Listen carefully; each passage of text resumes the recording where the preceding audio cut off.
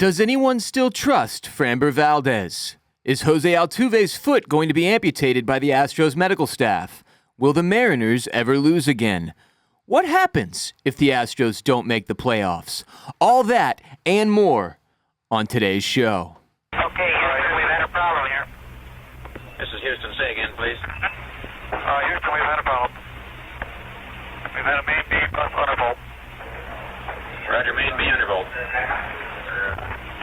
Okay, stand by, 13. We're looking.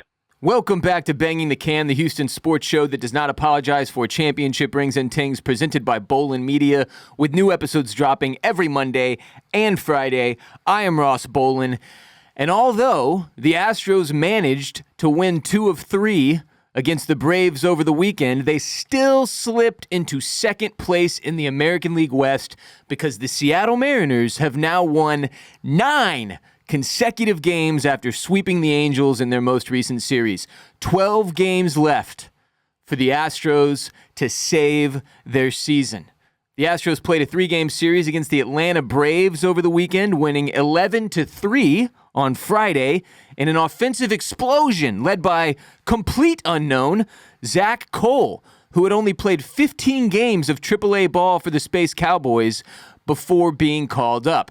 This was the Zach Cole game, and the kid was absolutely incredible, hitting a ding-dong on the first major league pitch he faced in his career, and he became just the 5th player in MLB history with at least 3 hits, 1 home run, and 4 RBIs in their major league debut.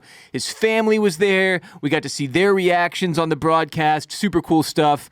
After the game, Zach Cole was shown a video of his Corpus Christi Hooks teammates watching and celebrating his first at-bat. Somehow even cooler stuff. Just an all-around awesome story for this 25-year-old kid. Vibes were high after this game on Friday. Jaden Murray was solid on the mound. Blue balls number 69 and Nick Hernandez also held it down for an inning each. Colton Gordon handled his business for the most part for 4 innings of garbage time, giving up 3 earned runs. Jake Myers drove in a run. Christian Walker got a ribby as well. Mauricio Dubon also drove in a run. Jose Altuve even hit a ding-dong. All good things. The Astros offense was even kind enough to show up the following day, which rarely happens after an offensive explosion, on Saturday, scoring 3 runs in both the second and third inning, eventually picking up a 6-2 win. Hunter Brown went 6 2/3 innings, giving up 2 runs. The Astros got another easy and relatively stress-free win here. And you're thinking, maybe we're on to something here. Maybe they're finally turning it on. Maybe this is really happening.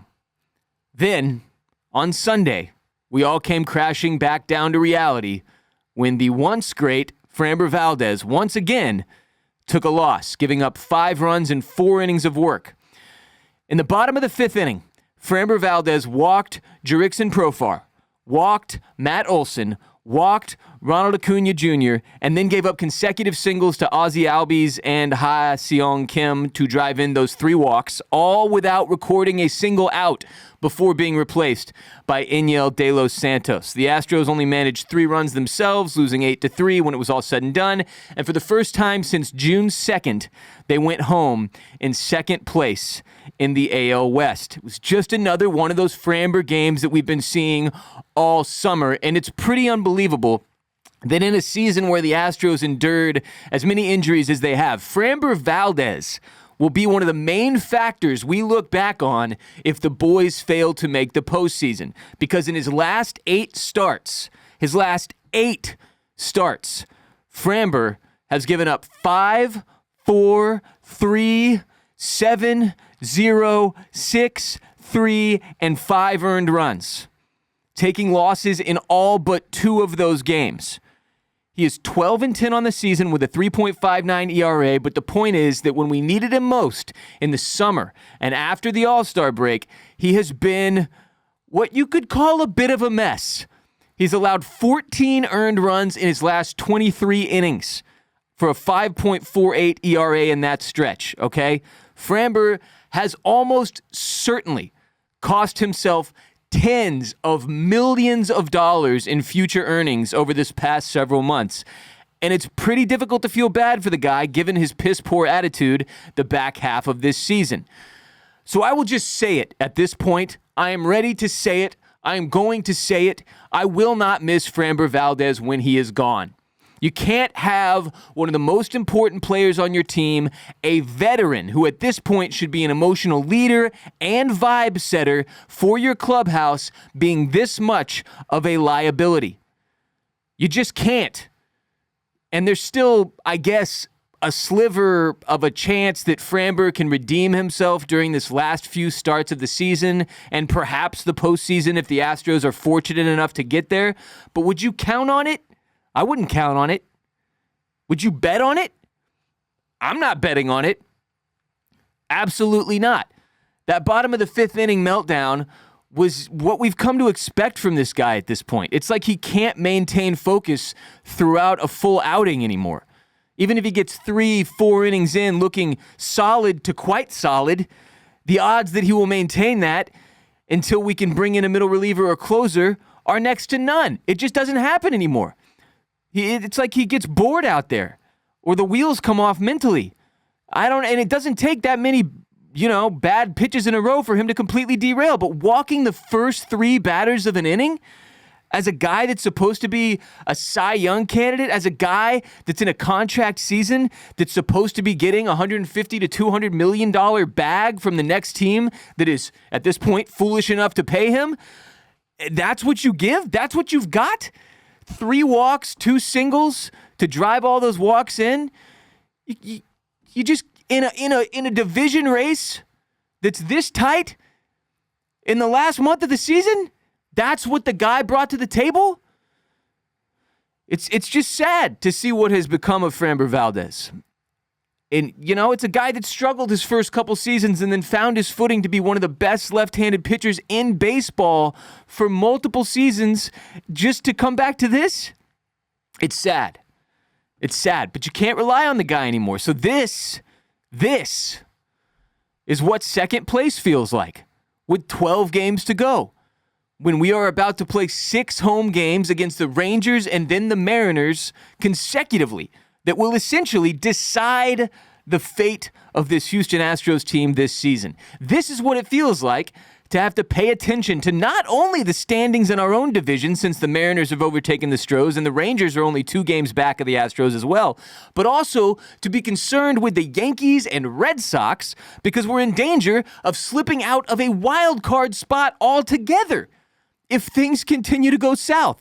So it's not even just about missing the playoffs or not even just about winning the division. It's about missing the playoffs altogether. I do not like it, Sam I Am.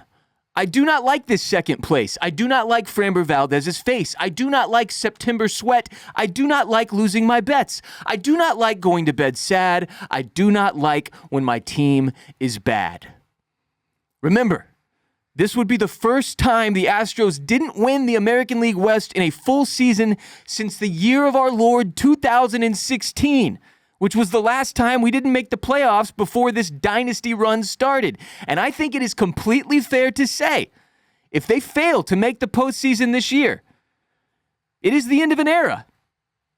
It is the end of an era. To me, you don't have a dynastic run that is broken up by seasons where you missed the postseason altogether. That's just my personal opinion. But if they can at least find a way to make the play, if you look at it this way, getting knocked out in the wild card by the Detroit Tigers last season and then missing the playoffs this season would be the end of the era to me. Because not only have you broken the streak of ALCS appearances last season, you've broken the streak of postseason appearances this season. That is my argument for why it would be the end of an era. I hope it doesn't happen, obviously. I'm just saying if it does, I think that closes the chapter on the golden age of Astros baseball. And it's not to say that they can't start a new one, a new great chapter next season. It's not to say that can't be done. In fact, I'd argue it's likely. But if they can't at least make the postseason, then we have a real problem. We'll get to more of that in a second, though. The Astros will have to hope the summer of George continues tonight with Jason Alexander on the mound against the Rangers. The Astros have won their last 8 games with Costanza on the bump, and none of those games was as important as this one tonight, obviously. 3 games against the Rangers, Monday, Tuesday, and Wednesday night, at home in Daikin Park with it all on the line.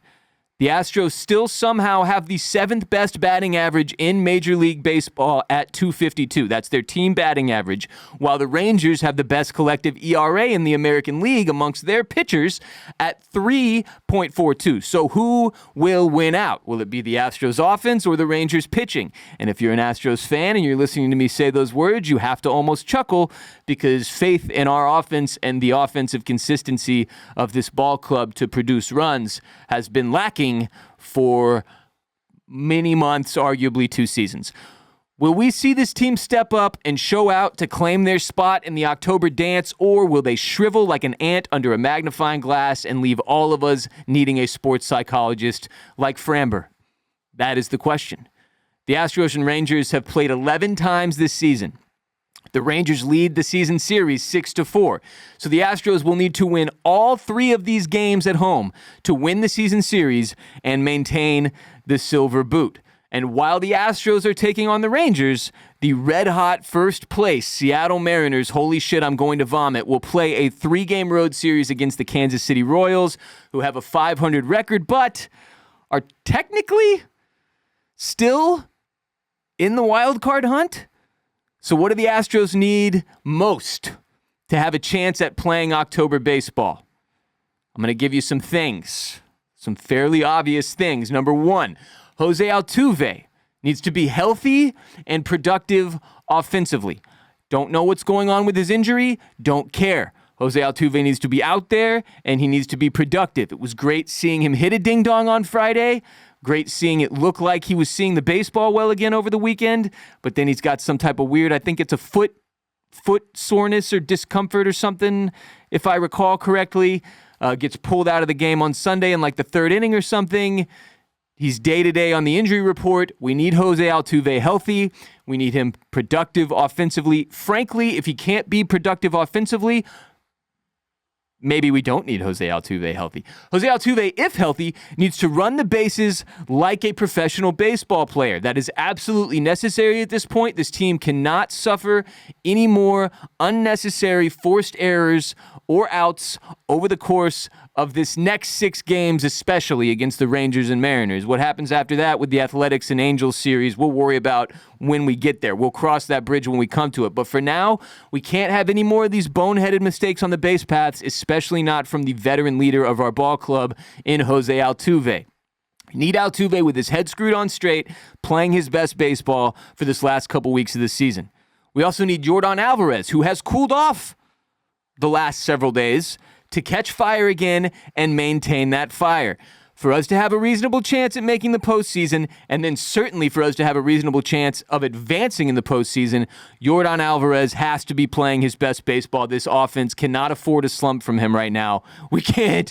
It sounds stupid even saying it. We obviously can't afford a slump from Yordan Alvarez. We also need Jason Alexander to maintain the incredible summer of George. Jason Alexander has arguably, if you had to pick one thing that has kept us at least in the hunt for the postseason, in the hunt for the division title, it has been Jason Alexander. Without Jason Alexander and his last 8 starts, every single one of which the Astros have won, we would already be fucked.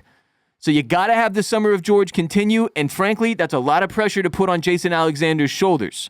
So I hope he can do it. I believe in the cat, but we need Jason Alexander and the summer of George to continue. We need Christian Walker to heat up.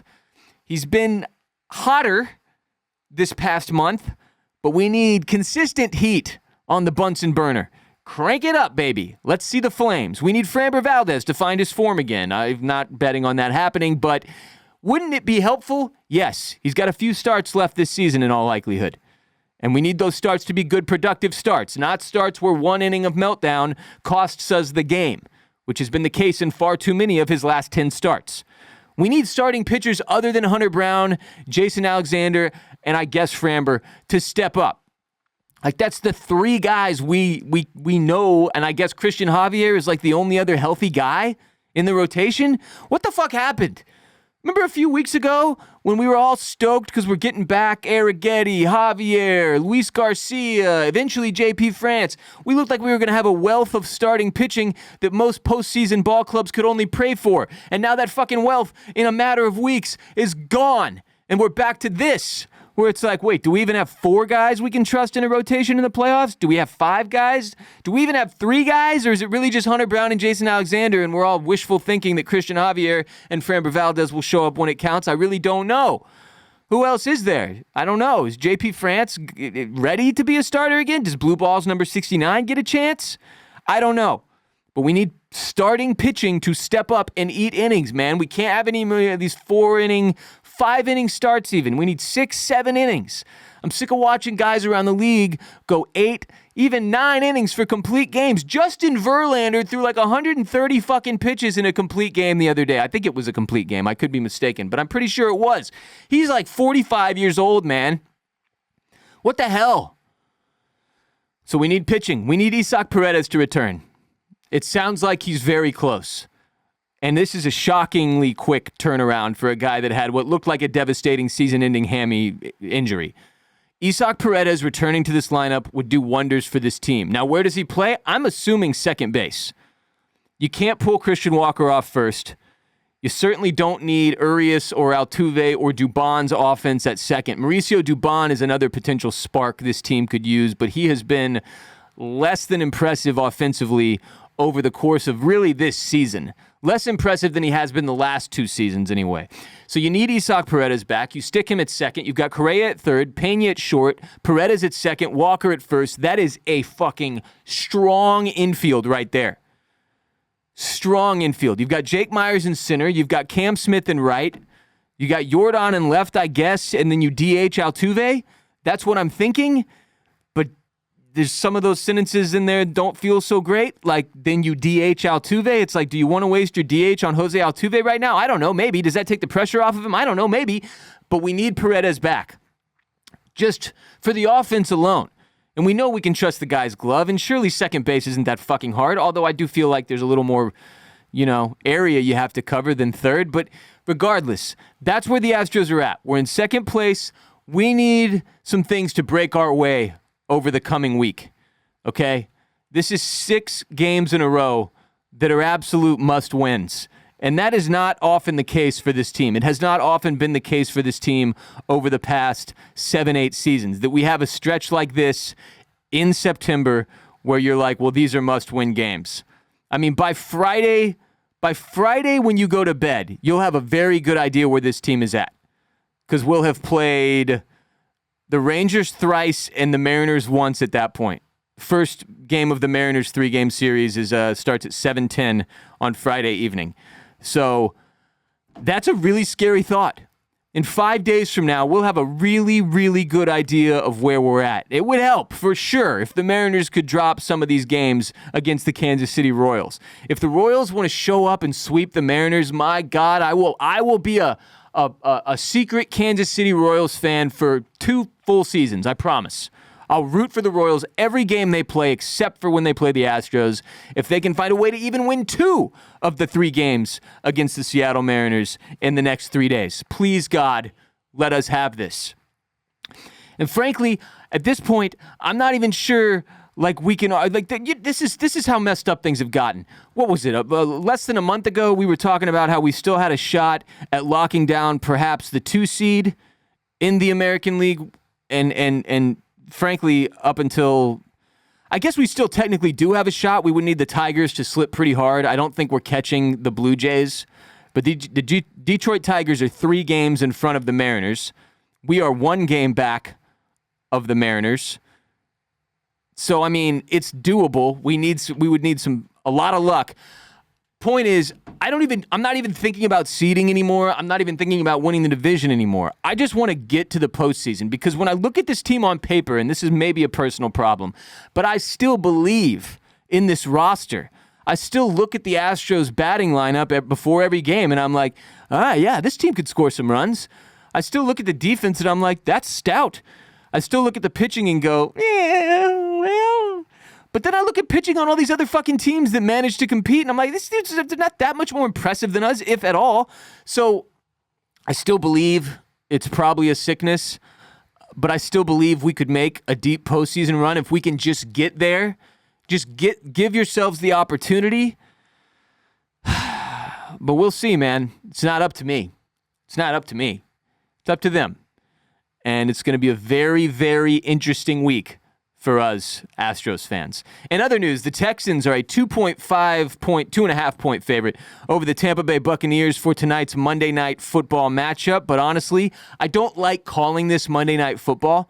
There's a game after ours, Chargers-Raiders. That's Monday Night Football. The Texans are playing Monday evening football. And given this franchise's penchant for shitting the bed on the national stage, I think it might help to take the pressure off by properly labeling this game Monday evening football, because that's what it is. We can't even get a standalone Monday Night Football game. We have to share Monday Night Football with a Chargers-Raiders matchup. And of course, we are in the early slot. That's so fucking Texans. Tonight, I'm looking to see C.J. Stroud and this new look offense to actually be that, a new look offense under Nick Caley. Last week, they looked like the 2024 Bobby Slowick offense, and that is not going to get it done, as we know. The Rams pounded the Titans 33-19 yesterday, which made me feel a little bit better about the Texans' Week 1 loss to the Rams. But then again, at least the Titans managed one touchdown offensively with a rookie QB in Cam Ward, no less. If the Texans defense can play as well as they did Week 1 and the offense actually shows up and is able to put points on the board other than field goals, and Nico Collins is targeted at least once a possession, then I feel good about our chances. And I'm going to emphasize one of the things I just said. I will lose all faith in Nick Caley Week 2 of this season. As our offensive coordinator, Nick Caley, I will lose all faith in him if Nico Collins is not targeted at least once per offensive possession, because I don't understand how that could possibly happen. I just don't get how that's not the dude you have to get the ball to. I don't care if he's double teamed or triple teamed or what the fuck. Figure it out. Get him the football. I'm trying to pull up Week 1 right now so that I can see how many targets he had, because it was an embarrassingly low number that should never, ever happen again. 5 targets, 3 receptions for 25 yards from Nico. A healthy Nico? That makes no sense to me at all. Credit to the Rams defense for basically taking him out of the game as part of their plan. But, you've got to get Nico the rock. Joe Mixon is hurt. We're relying on Chubb and Agumbawale and Pierce in our backfield. You've got an array of of receiving weapons at this point, allegedly. Throw Nico Collins the fucking ball. Find ways to get him open. Please, God, Nick Caley, snap out of it. Show us what you've got, dude. We waited all offseason to see a new Texans offense run by someone competent, and I'm starting to be afraid that you might not be that guy, and it's very early for me to be having that level of doubt, but that's how bad the Game 1 offense was, getting just 3 field goals and only getting Nico the ball 3 freaking times for 25 yards. That's crazy. Big week, probably the biggest week of Houston sports that will occur in the year 2025. It's likely, considering all that's at stake here for the Astros and the golden age of Houston Astros baseball and the chances of keeping that window open, which I'll say this too. I mentioned earlier that this would be the end of an era. And I mean that. If we don't make the playoffs, it's the end of an era. If we don't win the division, it still sort of feels like the end of an era. But really, the important part is making the postseason at all to continue the golden age of Houston Astros baseball. But I do believe the team is in a really good position, despite how bad things have gotten with the injured list and how many tens of millions of dollars in contract we have tied up on the injured list and in guys like Lance McCullers Jr. Despite that, as I said, I love this team on paper still. I feel like they're set up really well for next season if they can just get healthy and also have a more concrete plan about what to do with Jose Altuve when he struggles. Let me put it that way. We're at the point, I think, in Altuve's career where he's going to go through stretches where he is not very helpful to this team. Like, we know having him in left field is not a good thing. It's not an advantage for us having him in left field. We know having him at second base, considering the other options we have at second base, is not our best move. So when he's not hitting, as he has not done well for a month, there's a problem with Jose Altuve. And I mean that with all due respect to the GOAT.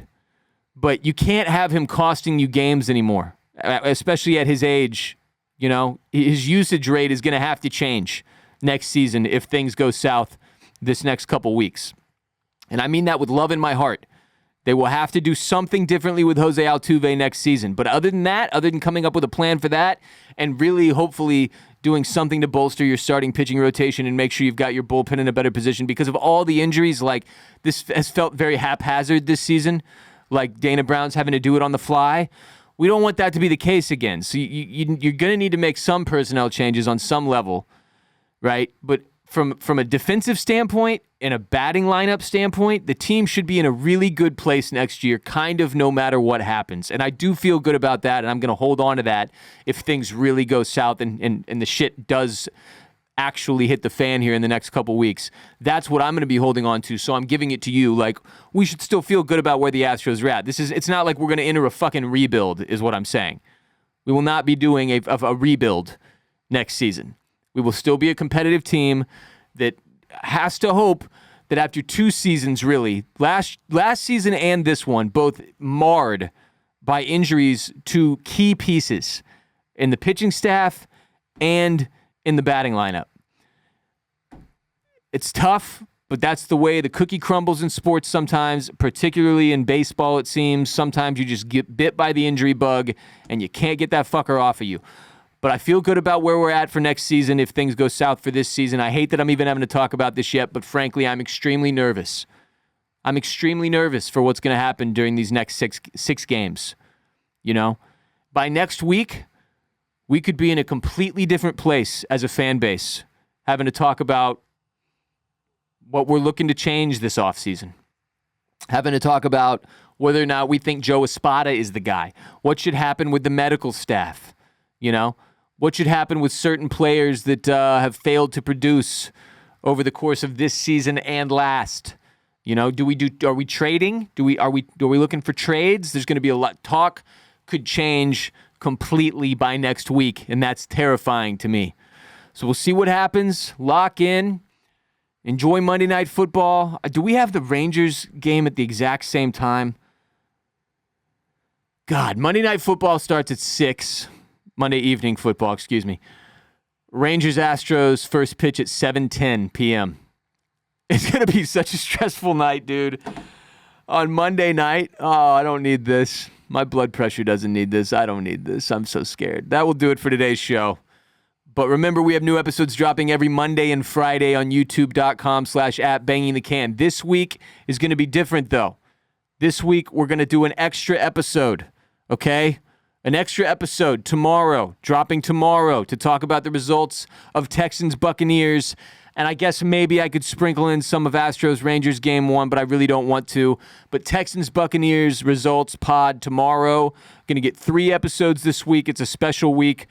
Please share the most unapologetic Houston sports show in existence with your friends and family. Follow us on social media @BangingTheCan on TikTok, on Instagram, on Threads, on Twitter. If you're watching on YouTube, subscribe, hit the like button, turn on notifications so you find out every time we drop a new video, you find out right when it drops. If you're on Apple Podcasts, give us 5 stars, write a couple sentences in the form of a review, a glowing positive review. If you're on Spotify, know that you can both listen to and watch our show on Spotify now. Shout out to producer Kade. And please give us a 5-star rating on Spotify as well. If you see our shit on social media, like it, comment on it, share it, throw it up in your Instagram story, retweet it. Do whatever you do on Threads. Rethread it. I'm Ross Bolen. You can follow me on Twitter and Instagram @WRBolen. I will be back tomorrow, Tuesday, to discuss the results of Texans on Monday evening football against the Buccaneers. Special 3-episode week. Still have one coming on Friday as well to talk Astros, obviously. So at least we've got that going for us, Can Bangers. A 3-episode week. We can all celebrate that. Until next time, H-Town, stay down.